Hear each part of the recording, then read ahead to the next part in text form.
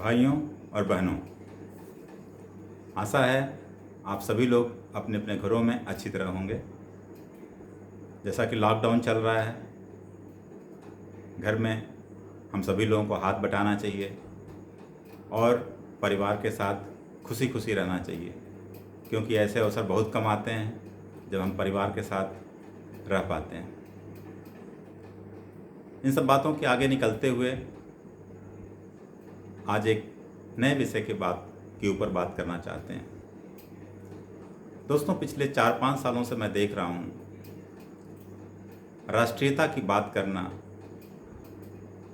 देश के बारे में बात करना, समाज के बारे में बात करना, राइट पर्सपेक्टिव में बात करना एक बहुत बड़ा जैसे अभिशाप माना जा रहा है। आप जब भी देश के बारे में बात करते हैं, समाज के उत्थान के बारे में बात करते हैं, रीजनेबल बात करते हैं, तर्कपूर्ण बात करते हैं, तो आपको एक तरीके से अलग थलग करने का प्रयास किया जाता है। आपके ऊपर लांछन लाए जाते हैं या आपको गलत लाइट में लाने की कोशिश की जाती है। आज मैं जो बात करना चाह रहा हूँ उसका संदर्भ आप समझ चुके होंगे, और मैं नहीं जानता था कभी मुझे इस विषय के ऊपर भी प्रोग्राम करना पड़ेगा। दोस्तों, यह बात है हमारे मुख्य पत्रकार अर्णव गोस्वामी जी की, जिन्होंने कल ही एडिटर गिल्ड को अपना इस्तीफा दे दिया है। और उनका इस्तीफा देने का मुख्य कारण जो पत्रकार समाज की निष्क्रियता या एक तरीके से चाटुकारिता, या ऐसा कह लें कि एक ही तरीके से काम करना, समाज के हितों को अनदेखा करना, सेलेक्टिव रिपोर्टिंग करना, इन सब चीज़ों को लेकर के व्यथित होकर उन्होंने अपना इस्तीफा एडिटर्स गिल्ड को भेज दिया। इसी के साथ एक और बात होती है, उन्होंने अपने प्रोग्राम में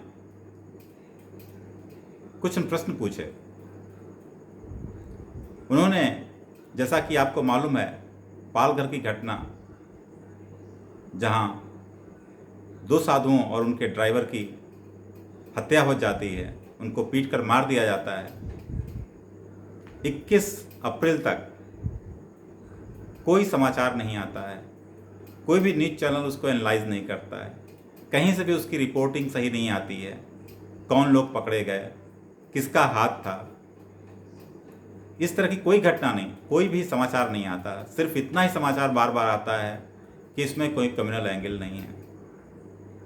दोस्तों, कम्युनल एंगल कोई नहीं पूछ रहा है, सभी लोग यह जानना चाहते हैं उसमें कौन से लोग इन्वॉल्व थे। जैसा कि मैं कहना चाहता हूँ, 16 की घटना, और जब इस 16 अप्रैल की घटना को बीते हुए 6-7 दिन हो जाते हैं, 6 दिन से ऊपर हो जाते हैं, किसी का भी रिएक्शन नहीं आता है। आप देख लीजिए, बात बात पर बॉलीवुड से डिफरेंट लोग छोटी छोटी बात पर सिग्नेचर करके पहुंच जाते हैं। कभी 30 सिग्नेचर, कभी 40 सिग्नेचर, कभी 50 सिग्नेचर, और पता नहीं कहां से इतनी जल्दी लोग इकट्ठा हो जाते हैं कि सिग्नेचर भी इकट्ठा हो जाते हैं इनके। इतनी बड़ी घटना हो गई, आपको एक जगह से रिएक्शन नहीं मिल रहा है, एक भी रिएक्शन नहीं आ रहा है, एक भी भर्त्सना करने वाला आदमी नहीं मिल रहा है जो इस घटना की निंदा कर सके, जबकि यह घटना बॉम्बे के, मुंबई के इतने नज़दीक हुई है। दोस्तों, और इसी प्रयास में अर्णव गोस्वामी जी ने अपने प्रोग्राम में सोनिया गांधी जी से पूछा। उन्होंने याद दिलाया, और मुझे भी याद है, कहीं मैंने सुन रखा है, जब बाटला हाउस का इंसिडेंट हुआ था तो सोनिया गांधी, जैसा कि लोग बताते हैं, 3 दिन तक रोती रही थी। आज वो कहाँ हैं? उनके दिल में थोड़ी सी भी जगह नहीं है। इस देश में उनको रहते हुए 40-50 साल हो गए हैं। उनको इतनी भी हमदर्दी नहीं है कि एक बार कह सकें या इस घटना की निंदा कर सकें या कुछ बोल सकें। इतने बड़े दल की नेता हैं जो हर छोटी बात पर बाहर आ जाती हैं। मुझे अभी भी याद है, 13 दिसंबर को CAA एक्ट बन करके लागू हुआ था। और 14 दिसंबर को, अगर मुझे ठीक से याद है, सोनिया गांधी जी ने रैली में बोला था कि अब सड़क पे आने की बात है, हम सड़क पे आके इसका विरोध करेंगे। जहाँ तक मुझे सही याद है, सोनिया गांधी जी ने कहा था या राहुल गांधी ने कहा होगा। दोस्तों, जब हम हर छोटी बात पे हर जगह खड़े हो जाते हैं तो इतनी बड़ी घटना होती है। साधु समाज, 2 हमारे श्रद्धेय साधु मारे जाते हैं, लेकिन एक बार भी कोई निकल के घटना की निंदा नहीं करता या आरोपियों को दूषित करने की बात नहीं करता। 6-7 दिन निकल जाने के बाद भी उनकी प्रतिक्रिया नहीं आती। आप समझ सकते हैं कि हम कितने सेलेक्टिव हो चुके हैं। और इस बात का और मुझे दुख हुआ जब मैंने ये देखा, कांग्रेस के प्रवक्ता माननीय रणदीप सुरजेवाला जी अर्णव गोस्वामी को अरेस्ट करवाने की बात करते हैं, उनके ऊपर मानहानि का दावा करने की बात करते हैं, सोनिया गांधी को डिफेम करने की बात करते हैं। मैं नहीं जानता हूं कि सवाल पूछना डिफेम करने वाली बात होती है। उन्होंने तो केवल इतना ही पूछा कि आज 6-7 दिन हो चुके हैं, उनकी प्रतिक्रिया क्यों नहीं आ रही है। और किसी पत्रकार को इस बात को पूछने का हक है। इतना ही नहीं, आप और आगे बढ़िए।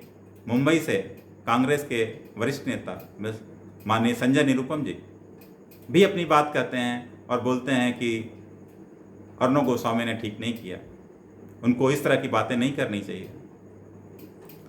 मुख्यमंत्री जो राजस्थान से आते हैं, अशोक गहलोत जी, उन्होंने तो उनको इंसेन कह दिया, एक तरह से पागल कह दिया, और उन्होंने बोला कि इनको जितनी जल्दी हो सके अरेस्ट करना चाहिए।